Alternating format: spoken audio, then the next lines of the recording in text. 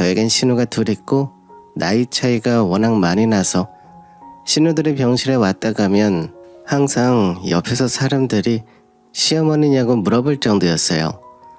병실에 찾아온 사람 중에 아마 신우 둘이 제일 자주 왔을 겁니다. 왜 오는지 저는 알죠.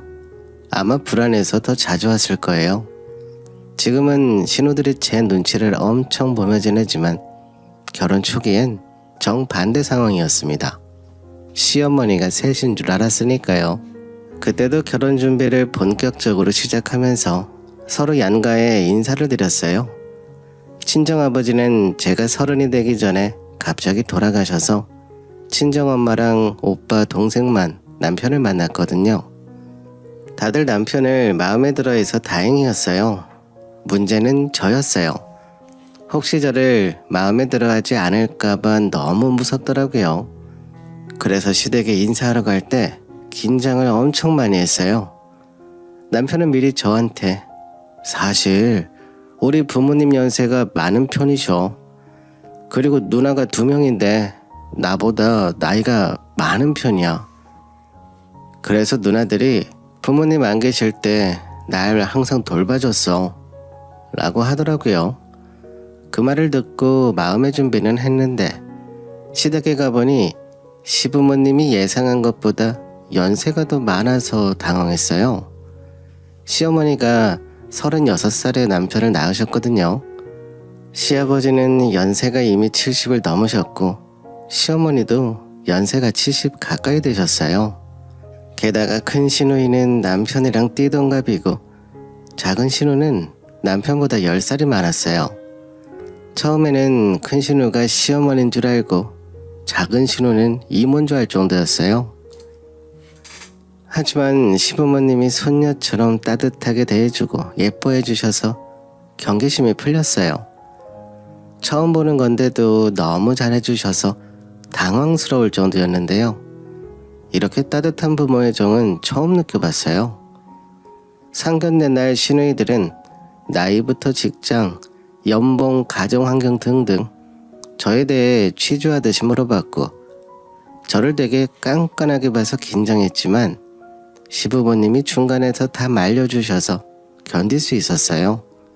그래서 이런 시부모님이라면 평생 걱정 없이 살아도 되겠다 싶어 결혼을 진행했어요. 결혼한 이후에도 시부모님은 저를 항상 잘 챙겨줬어요. 특히 며느리 사랑은 시아버지라고 하더니 진짜더라고요. 저는 부모님한테 정을 못 받아서 성격이 무뚝뚝한 편이고 표현에 서툴렀는데요. 시부모님은 제가 뭘 하든 우리 며느리가 최고다. 늦둥이 아들 낳아서 좋은 며느리가 들어왔구나 하시면서 항상 저에게 칭찬만 하셨어요. 그러면 옆에서 시누이들이 그러다 버릇 나빠지겠어. 처음부터 잘 가르쳐야지. 그렇게 오냐오냐하다 버릇 없어지면 어떡하려고 그래 라며 시부모님께 핀잔을 주기 일쑤였어요. 하지만 시부모님은 시누이들 말은 들은 척도 안 하고 항상 저에게 잘해주셨죠. 그 모습이 그렇게나 거슬렸는지 신우들은 시부모님께 며느리면 이 집안 사람이지 며느리가 벼슬이야? 얘는 어디 갔대? 빨리 와서 도와야 될 거 아냐? 하며 화를 내더라고요. 신우들은 자기들끼리 그럼 우리는 새파랗게 어린 올케 두고 일을 해야 하냐며 성질을 냈지만 시부모님이 워낙 완강한 태도를 보이셔서 저한테 뭐라고 하진 못하더라고요. 그때 저의 유일한 방패막은 시아버님이셨습니다. 남편은 늦둥이고 집안에서 막내라 신우들에게 대들면 오히려 저만 더 힘들어졌죠.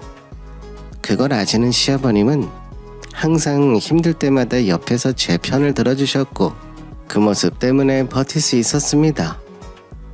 결혼하는 내내 이렇게 시아버지 사랑을 받을 때가 많았어요. 저희 결혼기념일 되면 항상 남편 몰래 저한테 용돈을 주시기도 하고 항상 제철 과일을 좋은 것만 골라서 택배로 보내주시기도 했어요. 그리고 뭐든 선물이 들어오면 몰래 챙겨뒀다가 저한테 주시기도 했어요.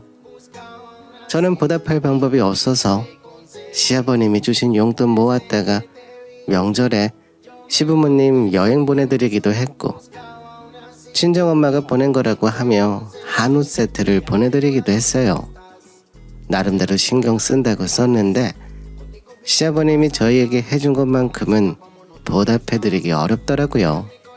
그래서 신우들과의 사이는 계속 좋지 않았어요. 신혼 초에는 시자짓을 시어머님이 하시는 게 아니라 신우들이 해서 너무 힘들더라고요. 때리는 시어머니보다 말리는 신우가 더 밉다고 하던데, 여기서는 신우가 때리고 시어머니가 말리는 입장이라 더 난처했어요. 언제는 한번 신우들이 저보고 왜 애를 안 낳아? 올케 때문에 우리 집 대가 끊기겠어. 요즘에는 육아휴직이다, 보조금이다 잘 나온다며. 우리 때는 그런 것도 없었는데 애 낳고 회사 일하고 다 했어. 요즘 갈수록 다 힘들다고 징징거리기만 하고, 올케는 뭐가 힘들다고 애를 안 낳아 하는 거예요. 솔직히 저는 일부러 애를 안 낳는 게 아니라 몸이 좋지 않아서 회복될 때까지 피하는 건데, 면전에 대고 그런 말을 하니까 얼마나 속이 상하던지 몰라요. 그래도 시아버님이 중간에서 요즘 시대에 대를 잇는 게 무슨 말이냐? 그렇게 따지면 너희는 출가 외인인데 왜 자꾸 와서 며느리 괴롭히는 거야? 라며 잘 막아주셨어요. 시어머님도 시누이들을 말려주셔서 제가 덜 힘들었는데요. 시누들은 항상 저만 보면 이상하게 으르렁거렸고, 시부모님이 중간에서 말려도 들어먹지를 않았어요. 결혼 생활 지속할수록 점점 더 신우들이 집안 어른 행세를 하면서 날 잡아먹지 못해서 안달이었는데요. 시부모님이 중간에서 방패막이 역할 잘해주셨고, 남편도 항상 제 편을 들어줘서 고마웠죠. 근데 시간이 조금 흐른 뒤에 생각해보니까 아마 시부모님이 저한테 너무 잘해주는 걸 보고 신우들이 시기 질투해서 더 괴롭힌 것 같기도 해요. 그런데 저에게 큰 위기가 닥쳐왔습니다. 항상 제 편이던 시아버님이 갑자기 입원하셨는데요. 결혼 5년차 정도가 되었을 즈음이었어요. 아버님이 그전에도 가슴이 아프다 답답하다 하셨거든요. 그때는 연세도 있으시고 담배도 많이 피셔서 그런가 보다 했어요. 신혼 초에는 마른 기침도 잦았고 피로감도 많이 느끼셔서 원래 몸이 좋지는 않으시구나 하는 생각만 했었어요. 근데 갈수록 식사를 잘 하시는데 체중이 너무 심하게 주는 거예요. 게다가 점점 더 숨쉬기도 힘들어 하시고 가끔은 호흡곤란이 심하게 오기도 했어요. 그렇게 시아버님 상태가 나빠지니까 다들 걱정이 돼서 큰 병원에 가봤거든요. 그리고 알고 보니 폐암 말기였더라고요. 다들 그 전에 빨리 알아차리고 병원에 갔어야 했는데 하며 후회했지만 그래도 항암 치료를 꾸준히 받아보기로 했어요.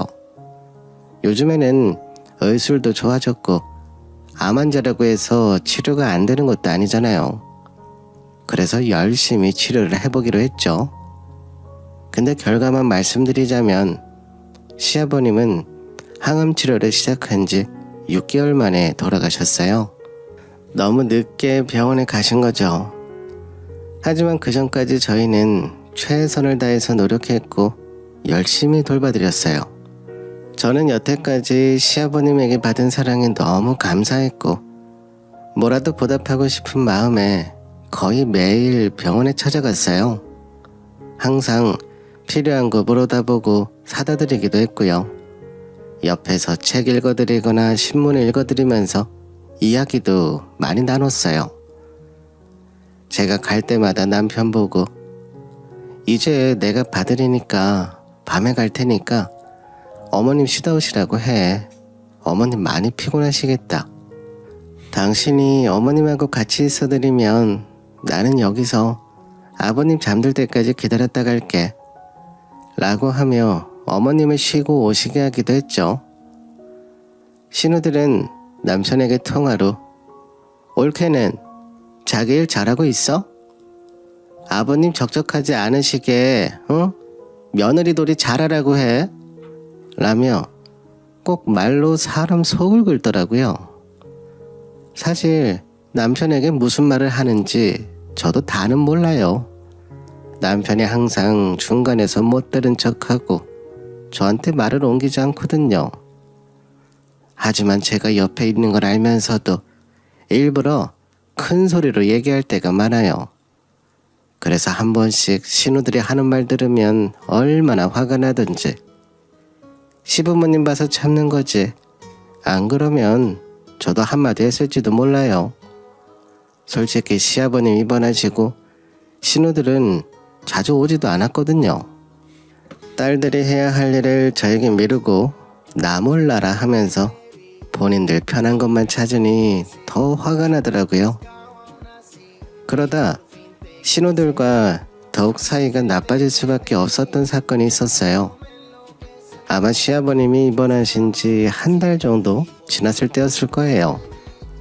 그때는 시아버님 상태가 그렇게 나쁘지 않았고 가끔 외출도 하고 말씀도 편하게 할 수 있던 정도였는데 제가 하루는 병실에 도착해보니 어떤 처음 보는 양복 입은 남자가 서 있는 겁니다. 그래서 누군가 싶어서 아버님 지인이신가 생각하고는 저도 깍듯하게 인사드리고 음료수 한 잔을 꺼내다 건네드렸어요. 그러자 아버님이 환하게 웃으시며 저거 보세요. 우리 며느리 마음씨가 참 곱죠. 내가 왜 이러는지 이제 아실 겁니다. 늙음하게 본 며느리라서 마냥 이뻐 보일 거라 생각했는데 하는 행동을 보세요. 얼마나 예의 바르고 착한지. 제가 괜히 이러는 거 아니라니까요. 하시며 그 양복 입은 남자분과 한참 동안 웃고 계시길래 무슨 좋은 이야기를 하시는 건지 궁금해서 저도 슬쩍 다가가 봤습니다. 근데 그 양복 입은 아저씨가 가방 안에서 무언가 꺼내어 제 앞에 펼쳐놓는 거예요. 무슨 잡지 같은 거였는데 그 안에는 여러 종류의 자동차들 사진이 있었습니다. 그래서 저는 이게 무슨 사진이냐 물었고 그 양복 입은 아저씨는 활짝 웃으시며 이 중에 제일 마음에 드는 걸로 고르시라고 했다며 어떤 것을 고르시든 빨리 출고될 수 있도록 노력하겠다고 어르신이 신신당부하셔서 특별히 더 신경 쓰겠다 하는데 국산차도 아니고 외국 브랜드라서 저는 그때까지 일 마치면 버스 타고 병원에 갔었거든요. 운전은 잘하는 편이지만 남편이 차가 필요한 일을 해서 저는 꼭 필요할 때만 운전하고 다녔어요. 근데 시아버님이 그런 선물을 해주실 줄은 전혀 예상하지도 못했죠. 저는 아버님 이렇게 비싼 차를 제가 어떻게 받아요? 에이, 무서워서 어디 끌고 나가지도 못해요. 저한테는 이런 거 필요 없으니까 얼른 모르세요. 저한테는 너무 과분한 선물이니까 그냥 마음만 받을게요. 라며 한석 후 차키를 받지 않으려 했어요. 하지만 시아버님은 얘야, 네가 우리 집안에 시집와서 시부모 신우들 눈치 보느라 힘들었던 거 다 안다. 몸도 좋지 않은데 매일 집안 행사 다 챙기고 지금 이렇게 나를 잘 챙겨주지 않니? 나도 염치라는 게 있는 사람이다. 이거 안 받으면 나를 염치 없는 노인네로 만드는 거야. 하시며 기어코 저에게 차를 주시더라고요. 이 소식을 신우들이 어디서 들었는지 모르겠지만 제가 외제차 선물을 받았다는 걸 알고는 갑자기 병원에 찾아오더라고요. 그날 신우들은 거의 입에 거품을 물고 달려와서 자지러지듯이 시어머님을 닥달하더라고요. 어떻게 딸들한테는 뭐 하나 해주는 것도 없으면서 며느리만 그렇게 챙겨? 아빠, 너무한 거 아니야? 우리한테는 차 한 대 사준 적도 없잖아. 집 사준 데 보태준 적이 있어? 뭐가 있어? 딸들은 무시하고 며느리만 챙기면 다야? 라며 얼마나 크게 소리를 지르던지 몰라요. 그러면서 저에게 그동안 병간호하는 척하며 옆에서 구워 삶은 거라고, 자동차 사달라고 얼마나 노래를 불렀으면 우리 아빠가 저렇게 덥석 자동차를 사줬겠냐며, 그리고는 저한테 갑자기 옳게 어차피 운전 많이 안 하지? 그 차 그냥 나한테 줘. 나는 차 타고 다닐 일이 너무 많거든. 기왕 차 타고 다닐 거면 좋은 차 몰아야 되지 않겠어? 내가 안전하게 타고 다녀야 하니까 차 나한테 줘. 라고 하더라고요. 저는 어이가 없어서 벙쪘고 일단 가만히 있었어요. 제가 화를 내면 병원이 더 시끄러워질 것 같았거든요. 그리고 주변에서 구경하러 올까봐 빨리 상황을 정리하고 싶었어요. 시아버님은 그만하라며 달랬지만 신우들은 말을 듣지 않았고, 이대로 있다간 자동차까지 뺏길 상황에 놓일 것 같아서 신우들 보란듯이 별이 크게 박힌 열쇠 제 손에 쥐고 어머님 옷가방, 남편 옷가방 들고 병실에서 나왔습니다. 물론 아버님께는 내일 뵙겠다고 공손히 인사드린 후에 나왔죠. 제 뒤에서 신우들 눈에 불이 뿜어져 나오는 게 느껴졌지만 이래도 욕먹고 저래도 욕먹으니 차라리 자동차라도 받고 먹는 게 속이 편하다 생각했어요.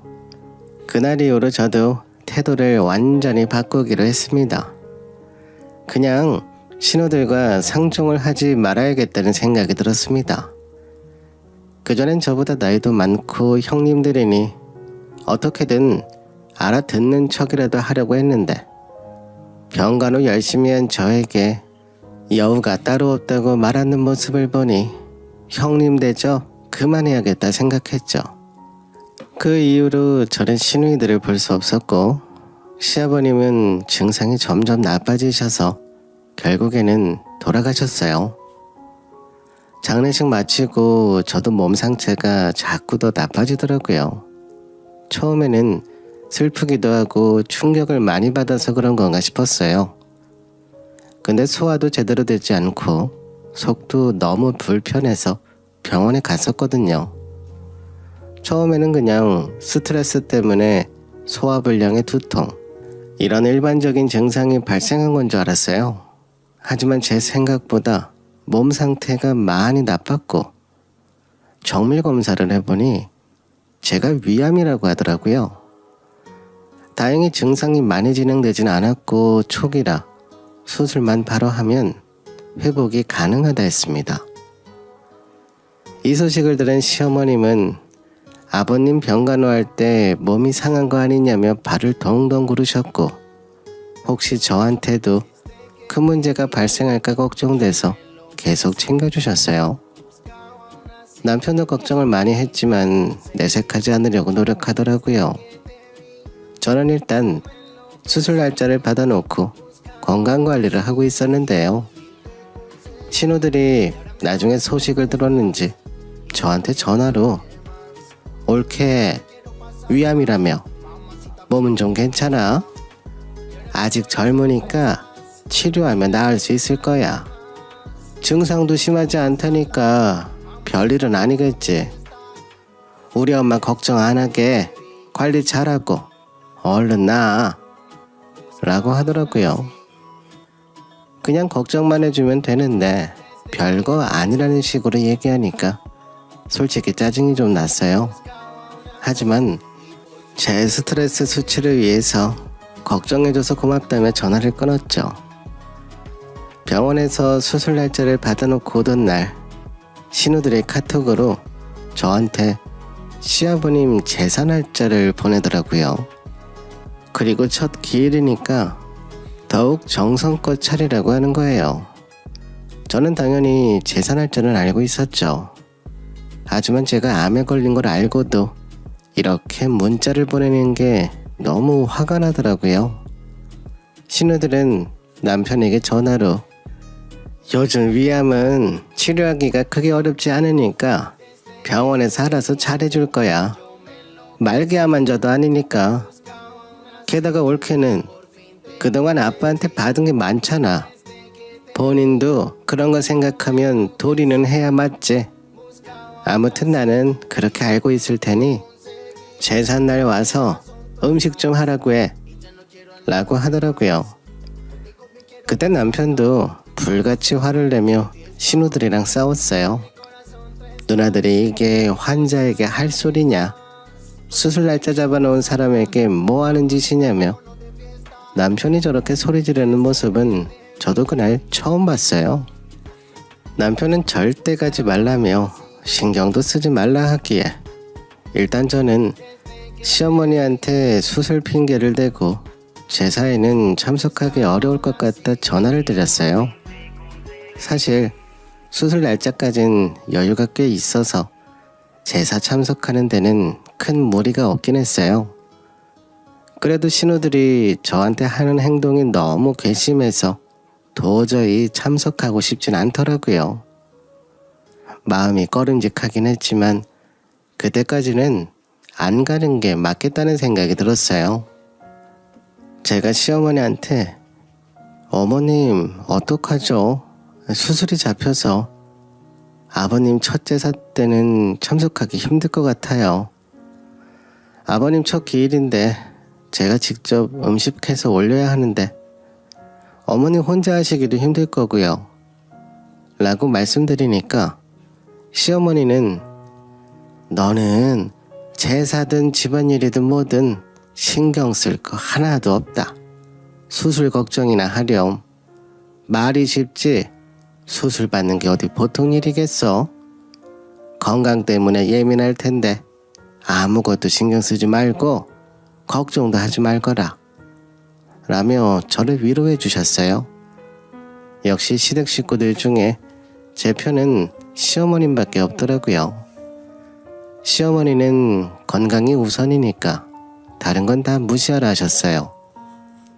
신우들과 다르게 시어머니가 이렇게 저를 걱정해 주시는데 제삿날 집에 가만히 있으려니 양심에 찔리겠더라고요.